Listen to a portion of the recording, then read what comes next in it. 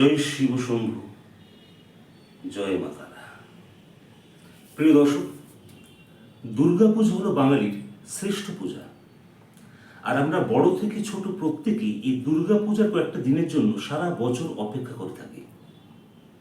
তবে আজকে আমরা জেনে নেব এবছর দেবী মা দুর্গা কোন বাহনের মাধ্যমে কৈলাস থেকে মর্তলোকে আগমন করছেন এবং কোন বাহনের মাধ্যমেই বা মা ফিরে যাবেন, অর্থাৎ গমন করবেন। এবছর মা গজে অর্থাৎ হাতির পিঠে করে এই মর্তলোকে আসবেন। এটা কিন্তু একটা শুভ ইঙ্গিত। এতে সমাজ শস্য শ্যামলা হয় এবং সমৃদ্ধি ঘটে। কিন্তু মা ফিরে যাবেন দোলায় অর্থাৎ পালকিতে। এটা কিন্তু একটা খুব শুভ লক্ষণ কিন্তু নয়। এতে সমাজে মহামারী, মড়ক এবং অশান্তি লেগে থাকে। অর্থাৎ এবছরটা একটু মিশ্র ফল পাওয়া যাবে।